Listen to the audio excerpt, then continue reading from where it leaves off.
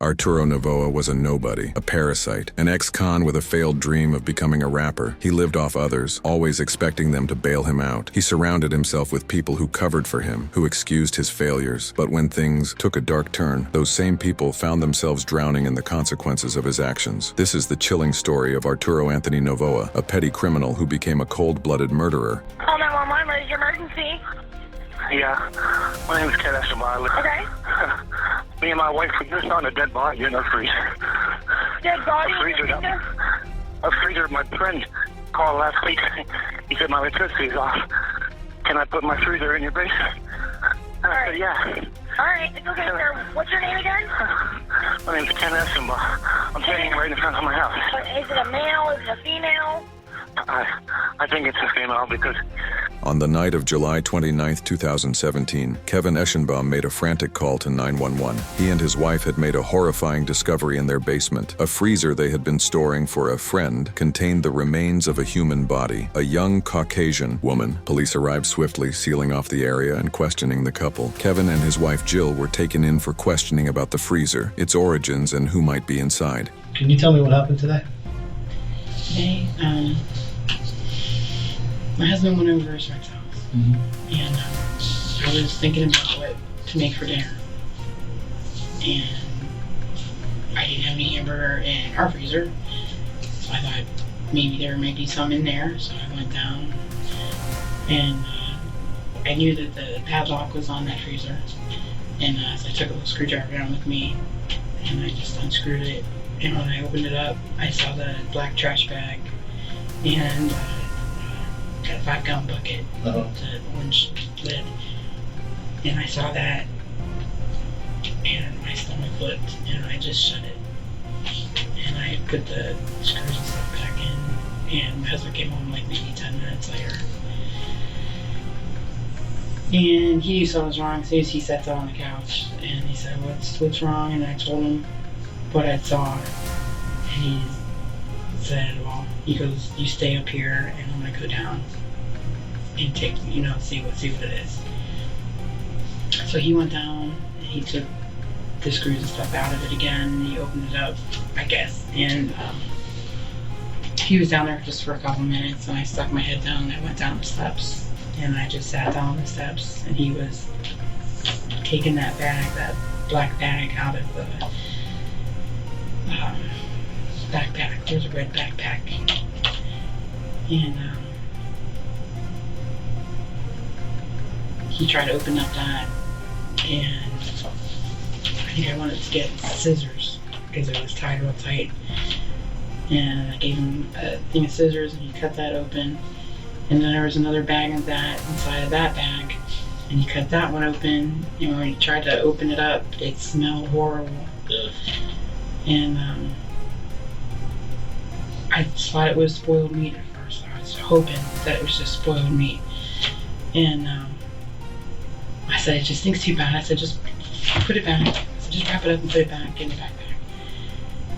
And he went to go open the other one, and it was the same thing. It was tied, and then he cut that one, and then he opened, there was another bag inside of that. And when he cut that open, that's when he saw the foot in the back. Okay. And he said, it's a foot. I said, no, it can't be. And I went over to where he was at, and I was like, oh my God, it is. And then we both went upstairs, and he went out I went upstairs to check on my son, and he went out and called the police. Let's talk about what happened today then, because we ended up at your house today for a reason. Right. And that reason was? Right. I went across the street, diagonal. My buddy Mark lives there. I've known him for years. We got bands and stuff together. Our parents gave us a new Lincoln, not new, but new to us. So I took it over and showed him the car. We were talking about what to have for dinner, I said, well, I can make some spaghetti sauce or whatever. Blah, blah. And I was over there for maybe a half hour or so, 40 minutes. Came back, sat on the couch, smoking a cigarette. My wife's sitting next to me. And she's just sitting there, and I just look on her face. I've been together 30 years. And I said, what's the matter? She said, I opened that freezer up downstairs. And I said, and? She said, there's a 5-gallon bucket and a big black garbage bag. I said, did you look in it? She said, no. And she was like, thanks. I said, you want me to go down? Do you want me to go down and see? She said, yeah. I said, did you put the screws back in? She said, yeah. I'm like, why'd you put the screws back in? And she, no, stuff like that. Because he went down and unscrewed the house. She took the... Why? Because she said, because she wanted to see if there was any hamburger in there. She didn't make spaghetti sauce.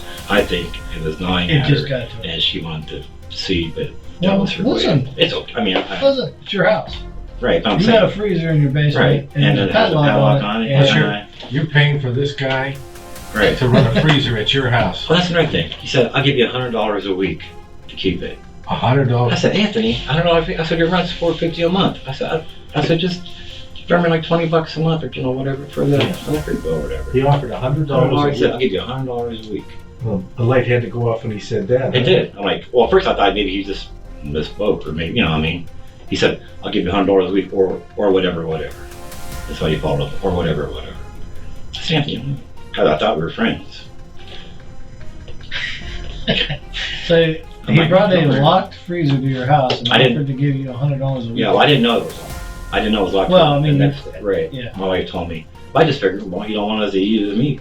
So after a couple of days, you had to be suspect of this. I was. And then But then you didn't know what to do. So, I laid on the couch one night and I'm thinking, story's missing. so this is bugging you and your wife. right. It's gotta be. Eating on this. Right. So she decides She can't take it anymore. she can't take it Open any So longer. she's gonna look for some hamburger. Okay.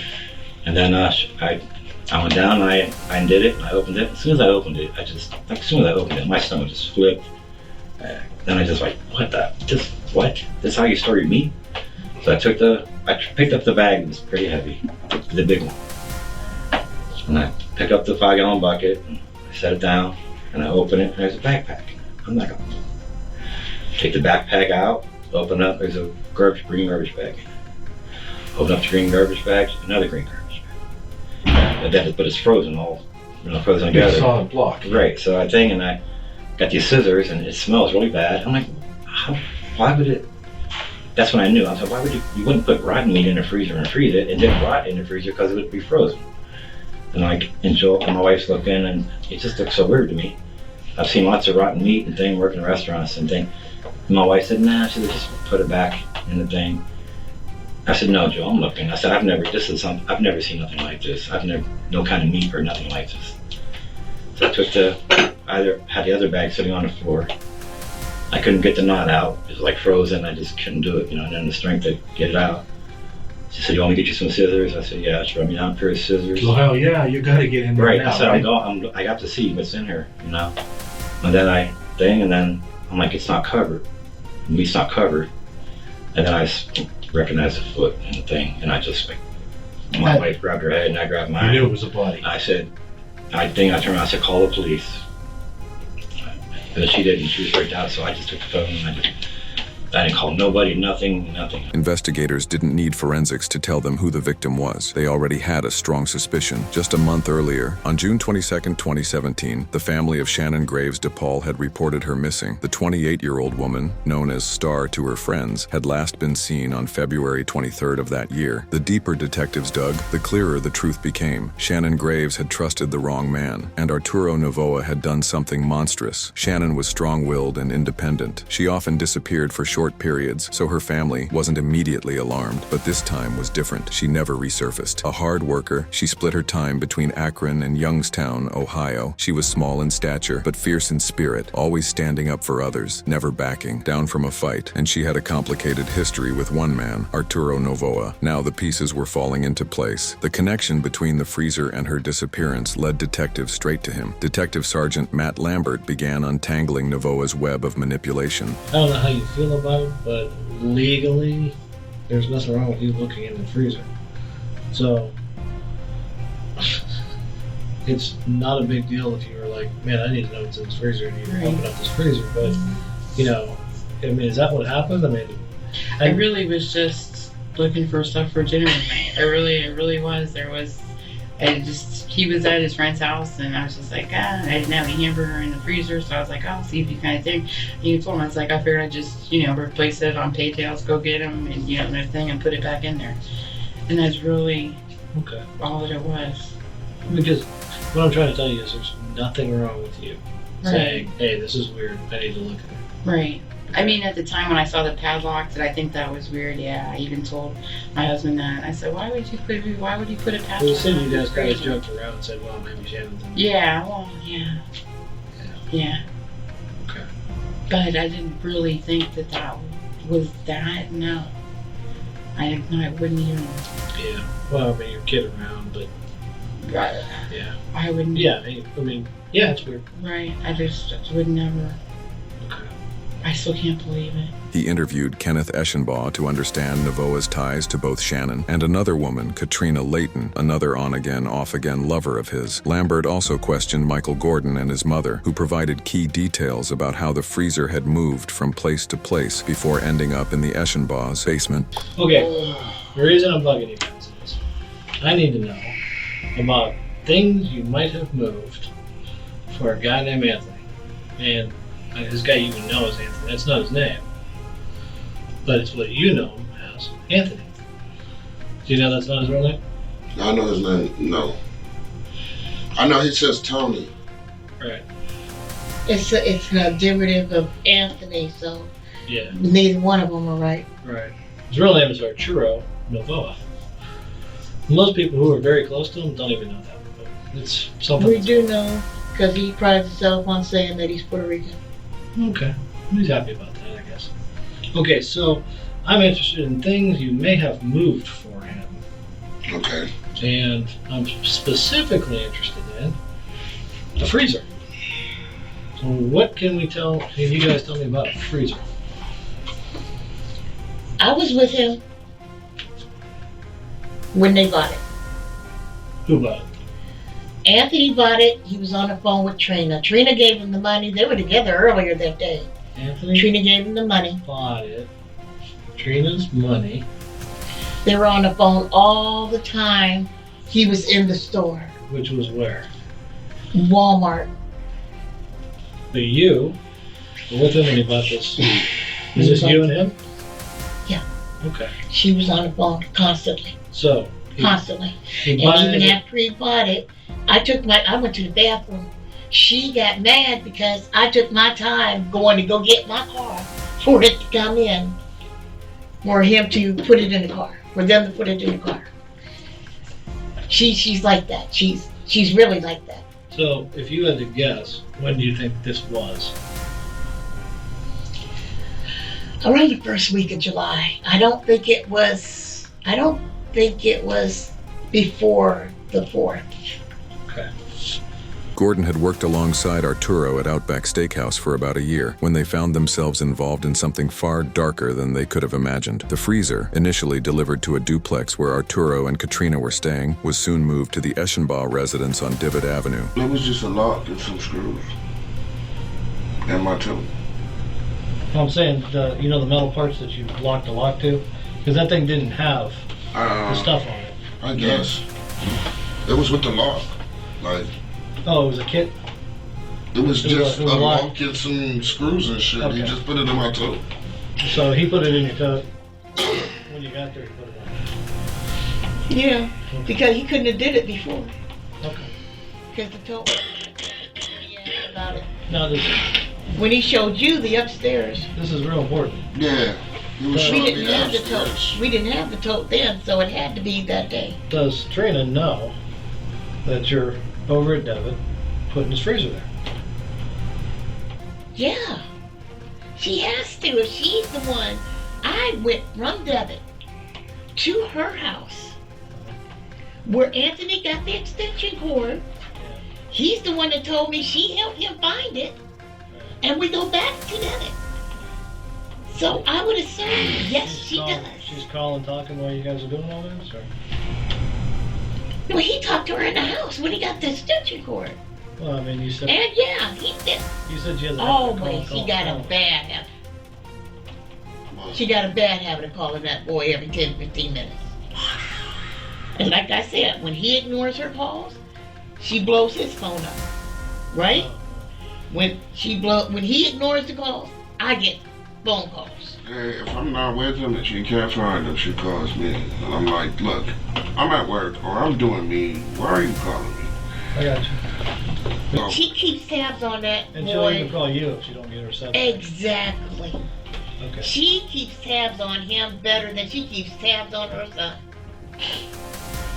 Up until this point, the Gordons had no idea how deep they were getting into the situation. A simple comment from Detective Lambert would soon bring the horrifying truth to light. What they thought was just a favor for a friend turned out to be part of a chilling, deadly story. Help him move It that don't thing? make no sense. Or did you move it yourself? Move what myself? That freezer. No. I helped him move it. Okay. Was it heavy? No. Not heavy. Did you look at it? Nope. Okay. There's something more than you're not telling us. No. And we don't need to know, do we? Do we? I would want to know. Did you know Shannon? Who? Shannon, No. his other girlfriend. No. Never met her? Nope. You call her Star?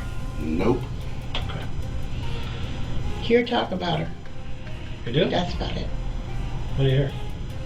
Can nobody find her? And she does this often. Well, you found her. Are you serious? Mm-hmm. Are you serious? Yes. Not in that freezer. No.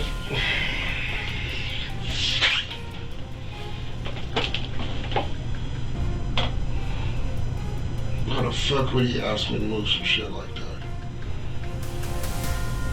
See how he dropped He it in brought there? it brand new. The Gordons learned that Arturo had already been questioned by the police. That's why we had to talk to you guys, because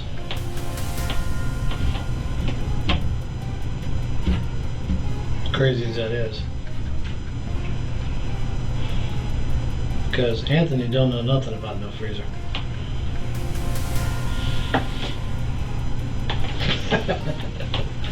Anthony don't know nothing about no freezer. Are we talking about the same Anthony?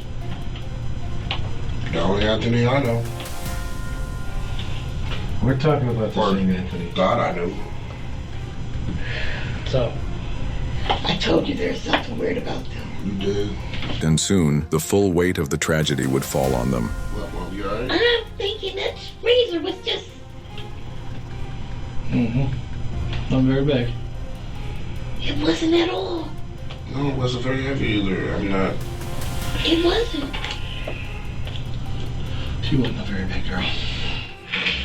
Shannon Graves, a tough and independent 28-year-old woman, was a fighter in life. She was known for her love of two things, her father and her dog. However, her life had become a mystery. She hadn't been in contact with her family for several months, a drastic departure from her usual routine. By June 28th, her father reported her missing, and it was then that the police began to trace the dark path Arturo had led her down. While her family couldn't reach her, Shannon's dog was seen being walked by Katrina Layton. As if that wasn't strange enough, witnesses soon revealed that Katrina had also been using Shannon's cards, both her debit and public assistance cards, to buy groceries and essentials, all while living in the duplex shared by Arturo, Katrina, and her children. This raised more questions, especially since Shannon and Katrina had always been rivals, fighting over Arturo's affections. But this twisted rivalry had turned into something much more sinister. What had once seemed like an innocent interaction now appeared hauntingly suspicious. In the weeks following Shannon's disappearance, investigators pieced together a timeline based on witness testimony and damning evidence. They came to the chilling conclusion that Arturo had killed Shannon on February 24th, 2017, right after she returned from a work trip in Akron. She had been brutally bludgeoned with a framing hammer, leaving her body a grisly scene. The hammer was later discovered hidden among trash in Arturo's home. It was believed that Katrina, too, had played a role in the murder. Once the horrific act had been committed, the question became how to dispose of the body. Katrina had access to a garage, which is where they took Shannon's remains. Along with a reciprocating saw, Arturo called his friend Andrew Herman, who was known to have a morbid fascination with grisly tasks. Together, the three of them dismembered Shannon's body, cutting off her head and limbs in a gruesome display of brutality. The head and torso of Shannon Graves were brutally treated in an attempt to erase any trace of her identity. Shaved and drenched in sulfuric acid, the remains were left to disintegrate, with her limbs and other severed body parts stuffed into black trash bags. The garage where this gruesome work took place was hastily cleaned, though the blood splatter left behind would later tell its own chilling story. Detective Lambert would get further insight into the case from an associate of Arturo and Andrew, a local man known as Chris Rose, or Clown. Clown spoke about the men's disturbing behavior. I mean, forever though. Out of all of my friends, I would say out of all of my friends, the person you would call to like, if something were to happen like that, would be Andrew. Why? So, he's just a dark kid, man. He's always been about dead bodies and like I make his music. It's all dark, weird shit. You know what I mean? Music. Like I used to make his music. I used to make Andrew's music for him. Like I would record it, do all that. It was just always like real dark stuff. You know what I mean? Like, cause I've known Andrew since we were working at the Scaregrounds, 14 years old. You know what I mean? It's always just been weird stuff. You know what I mean? Like. How about Anthony? Anthony, his music was more like wannabe drug dealer type music, you know what I mean? I don't know. I would say, that's what I would say. Same old shit as every other guy. Yeah. Like writing rap lyrics Yeah. in public. Like, but Andrew's stuff, it was strange. You know what I mean? Like, even the rap name he goes by is strange. It's just Dead Necrophiliac Assassin. Which, I mean, anybody, that's strange, alright? I made him go by DNA because that was weird. I was like, nah, I'm not making no music by no fucking weird ass name like that, you know what I mean? Like, he's always been a weird dude, you know what I'm saying? Like, but I always just thought it was just a gimmick for the music thing, you know what I mean? I never really would have thought like. So with a name like that, he's making what, like Insane Clown Posse type lyrics? Yeah, stuff like that. Alright. That's what I figured it was just like a gimmick, you know what I mean? Rip off. Yeah. Including an incident where they had burned items in a bonfire at a friend's house. Whatever was burned that night clearly rattled Andrew. I don't know. Andrew got really, really strange. You know what I'm saying? Like, I've known Andrew a long time. Me and Andrew have been friends for years. Over the last 3-4 months, I thought it was his girlfriend that was making him strange. You know, guys do with girls when they start acting funny. Yeah. But, I don't know. You've been acting real strange. Something's off. You know what I mean? Yeah. So it started making me put 2 and 2 together. I really feel like there's something there. I really do, because I mean, the night that I came home after I was told that there was like some suspicious fire going on, his girl was downstairs in the basement crying. And I asked her what it was about, and she didn't tell me nothing. So I was like, oh well, I'm not gonna open that crate of eggs, you know what I mean? Yeah, I got you. Yeah, and then when we went out fishing, I was like, so what they burned that night, you know what I'm saying? And he was like, some bags. He's like, they wouldn't really let me outside to see, you know, everything that they was burning or nothing. He said he poked his head out the window or whatnot. He said, but there was a bag that they handed him that Andrew, or it was either Andrew or Anthony, one of the two handed him a bag and told him, don't look inside this bag.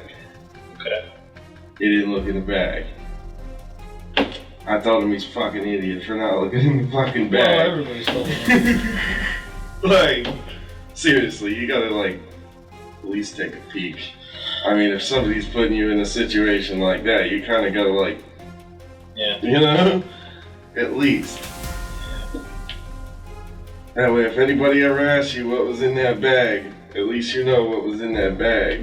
They said there's This 25 bag. to life in this bag. Steve Don't told look in you this that. bag. Yes. Steve told you that Andrew told him that. Yes. Do not look in this bag. Yes. And when detectives investigated the location, they found remnants of what had once been discarded. A small bracelet matching one that Shannon had worn in a photo. The bonfire had grown out of control, so much so that the fire department had been called, but by the time they arrived, Arturo and Andrew had regained control of the situation, hiding any evidence from the prying eyes of the authorities. This wouldn't be the only brush Arturo had with the law. On April 27th, police attempted to pull him over for speeding, clocking him at 45 in a 25-mile-an-hour zone. Rather than stop, Arturo fled, crashing into a fence and then attempting to escape. On foot, officers chased him down and had to use a taser before he was apprehended and taken to the hospital for treatment. Although his behavior seemed to suggest guilt, the incident appeared unrelated to the larger crime, and Arturo was later released with a court date. Despite the missed opportunities for the police, the truth of Shannon's murder was inevitable. Arturo had involved so many people, some of whom had no idea they were being pulled into something horrific. Once the freezer was discovered, it was clear that Arturo and Katrina were at the center of the crime. Both were arrested and interrogated, as well as Andrew, who was also questioned along with his estranged wife, Michelle Ellenfield. In custody, Arturo vehemently denied his involvement. Okay. The other day I asked you about the rumors about you burning things up. Yes. Okay. You told me you didn't. Correct. Okay. Is that still true? Correct. You did not burn things up? I did not. Okay. Did you, at any point, take a freezer to a house in Camel? I did not. You did not? I did not. Okay. So you didn't go to Kenny Eschenbaugh's house on Devitt with a freezer, with a padlock on it and put it in his basement? I did not. You did? And leave and go get an extension cord and plug it back You in. didn't do that? I did not. Okay. Okay. So, up until now, has anything we talked about not been true? Everything. The last time you saw Shannon was when? I Can't don't remember. even know. Like the end of February. Okay. You have no idea what became of her? Where I she do ended not. up? I do not. I have said this to everybody. Okay. Okay. People that know you said this, that you burned things up. Now I have people that know you saying you brought a freezer to our house. When they opened it up, guess what they found? What did they find, sir? Why do you think you're here? The charge is abuse of a corpse. Excuse me? Abuse of a corpse? Are you being serious right now? I'm not fooling with you, man. You're 100% serious. I would not right make now. this up. Yeah, absolutely. I don't believe it. Well, I wouldn't be sitting here with you at, 10 o'clock at night now if I wasn't talking about a body in a freezer that you brought to You a guy's gotta be house. fucking kidding me. Not making it up, man. What the fuck? So, I'm trying to figure out how all these people that are not her friends, they're people that you know, are saying this. Alrighty then. Wow. Alrighty then. Yeah, something is wrong here. Claiming he was just a working man caught up in a misunderstanding, he dismissed the severity of the charges, acting as though he could talk his way out of the situation. This is fucked up. It's kind of too many people now. You know what I mean? This is fucked up. It's We kind need to of make a phone call. it's kind of too many people. The thing is, I don't do anything but work and sleep. So when somebody tells me that they're even remotely talking about me or saying anything about me at all, it kind of baffles me. Okay. Because all I do is work and sleep, work and sleep, work and sleep. Okay. And I talk to my mom. I don't talk to a lot of people. Okay. Well, you know, when we talked last time, we had this guy that's some kind of acquaintance of yours, lives up the street from you, who says he went with you to burn some things. And they were burned at some people's house where all the people were home. And they were all like, yeah, it's Anthony. Everybody knows Anthony. They know he's Anthony. But everybody knows Anthony. And that was a little weird. But now I have a freezer with a body in it in a guy's house who says, you know, Anthony brought this freezer over here and we opened it up because we thought it was weird. And What the fuck kind of shit is that? well, I don't know. I'm trying to figure out. Got all these people who know you. Well, we're gonna have to, I'm definitely gonna have to make a phone call. Okay. Because this is some fucked up shit that you're telling me. Yeah. And I don't really believe you, but I have no choice but to believe you because I'm sitting here. No, we don't do this for. We wouldn't make it up. We sure as shit wouldn't arrest you for this not having happened. Right. You know what I mean? Obviously, So I basically got all these fingers just being pointed at me, and Yeah. now there's a body involved. Now there's a... And we're really kind of hoping that it's Shannon. This is fucking Because if it's not, then this guy says you brought a body to his house and it's somebody else and Shannon's still missing, then what are you, some kind of serial killer? Detective Lambert, however, laid out the facts clearly, pushing Arturo to face the evidence. This is gonna take so long. I'm gonna lose my job. You're gonna lose your job? Did you hear what I said? This ain't about your Outback dishwasher job anymore. There's a body in a freezer. The guy said you brought it to his house. Yeah. Now, whether it's her or not, you understand whether it's her or not, doesn't matter. Your dishwasher job at Outback is fucked. Okay? And that's a weird thing for you to say. Like, my job's fucked up? Andrew, too, remained tight-lipped, invoking his right to a lawyer after 2 interviews. Though he didn't confess, his interactions with investigators seemed to make his situation worse. I'm telling you that 4 people who know you said you burned her shit up, and now 2 people who know you said you brought a freezer with a body in it to their house, and you're talking to me about your dishwasher job. I'm like, what the fuck is wrong with you? You learned that inside your apartment there was some blood. Don't really look too good right now when this girl's missing.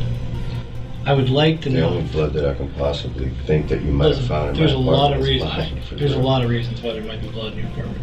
But when you add that onto the fact that these people saw you burning some shit, and when we went through the shit, we figured out it was hers because her bracelet was in there.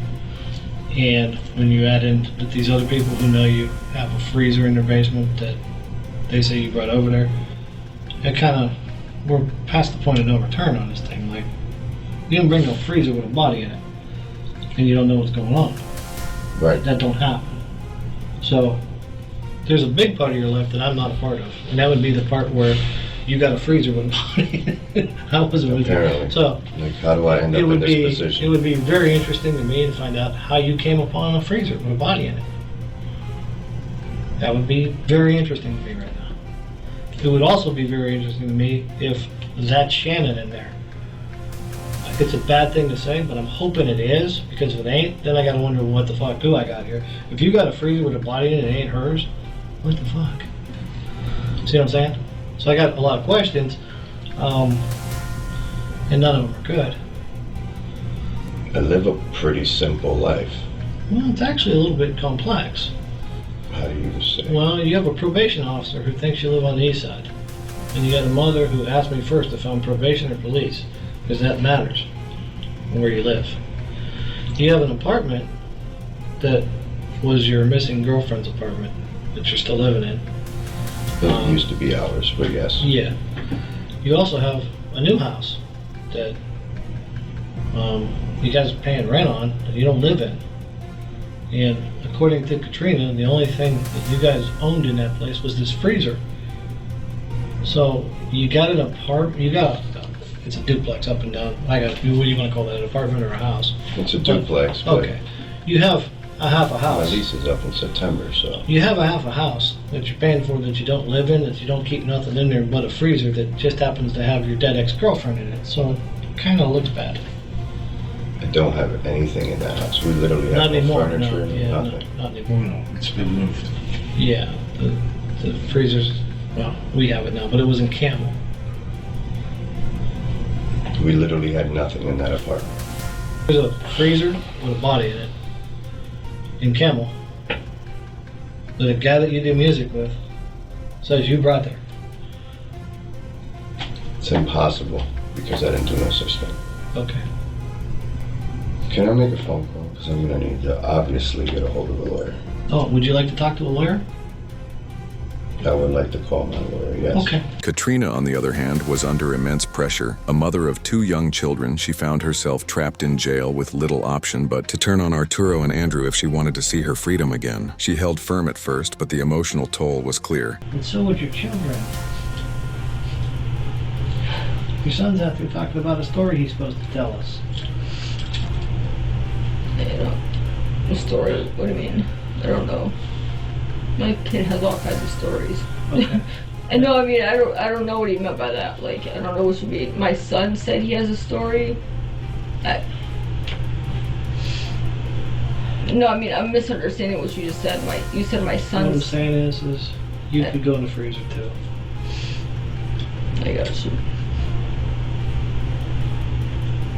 But apparently, we ain't got no problem putting people in freezers around here, so I that's mean, the world you're living in. I do. Well, I got a big problem with it. well, So I'm going to jail for let something me I ask you this. fucking do.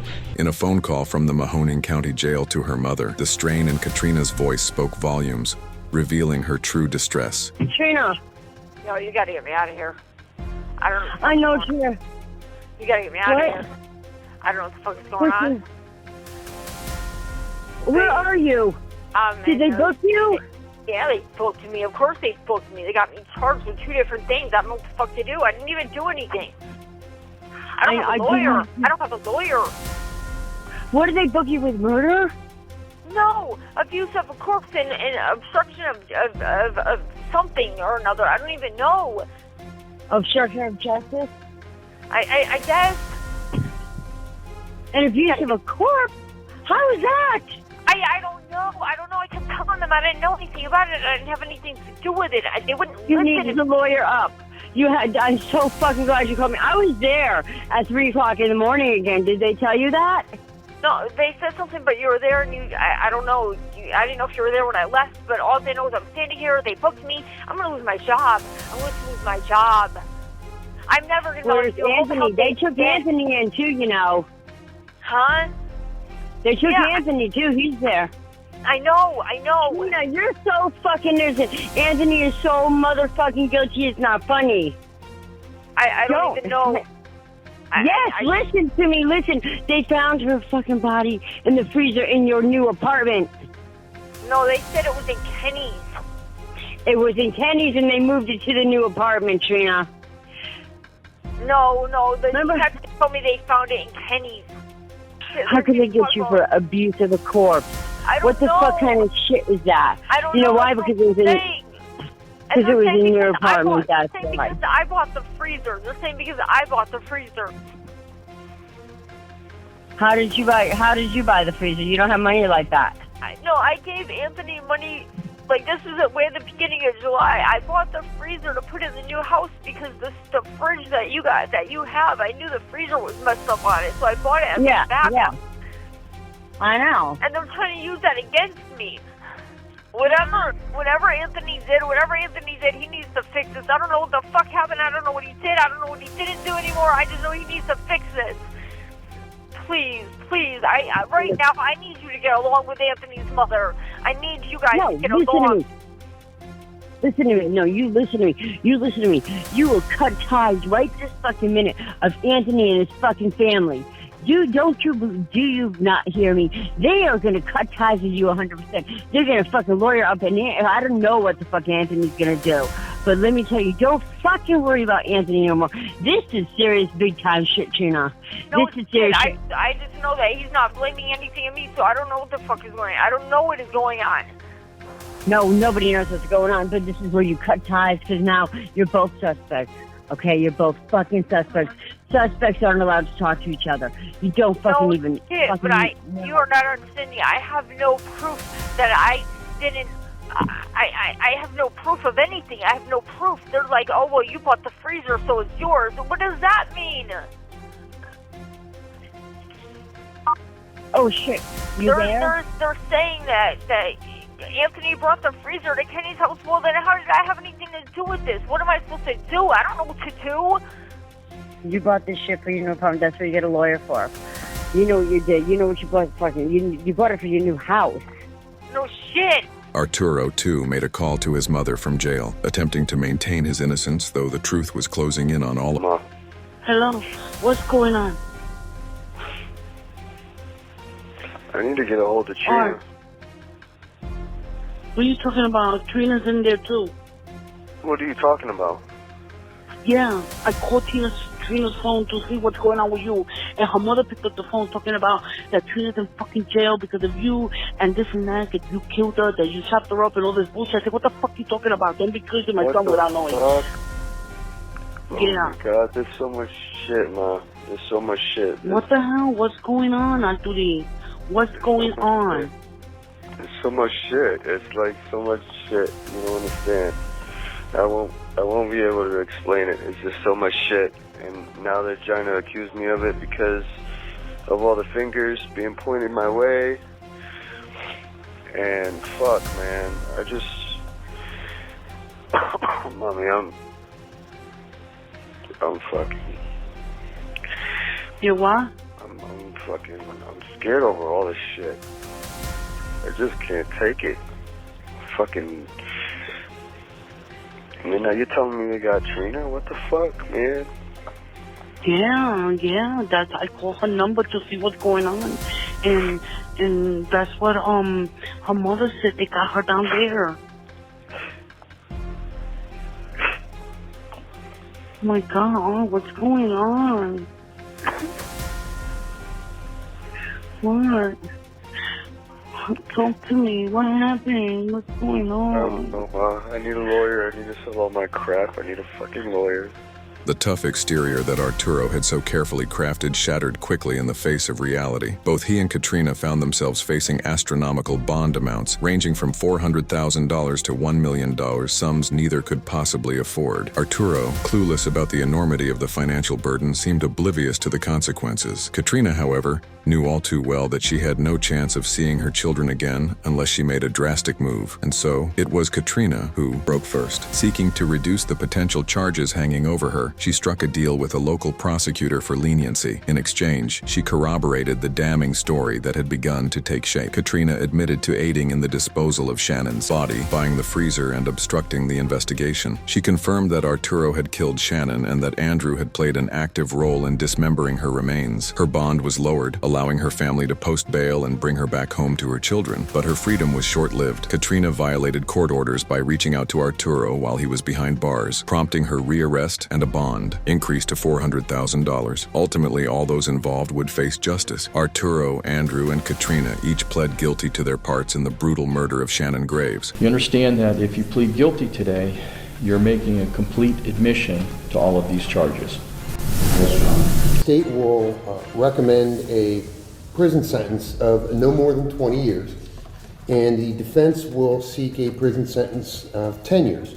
Guilty. Andrew Herman pled guilty to corrupt activity, tampering with evidence, and gross abuse of a corpse. He was also charged with unrelated drug trafficking offenses. His wife, Michelle Ellenfield, would plead guilty to lesser charges, including witness intimidation and obstructing justice. Arturo Novoa was sentenced to 48 years to life for the 43 charges he pled guilty to, including first-degree murder and abuse of a corpse, among other crimes. Katrina Layton was sentenced to 18 years in prison, while Andrew received 12 years behind bars. Michelle, who had been involved in obstructing the investigation, was sentenced to 2 years in prison, followed by 6 months in a halfway house and 5 years of community control. But no sentence could ever undo the damage done or bring Shannon Graves back. She had been taken from her family and friends by a man determined to erase her from the world, and by those who were either manipulated or coerced into helping him. As Detective Lambert remarked, though Shannon may have been small in stature, her life and death would forever weigh heavily on those involved. Thank you for watching. Make sure to like, share, and subscribe for more gripping true crime stories. Don't miss out. Hit that bell icon so you never miss a new upload.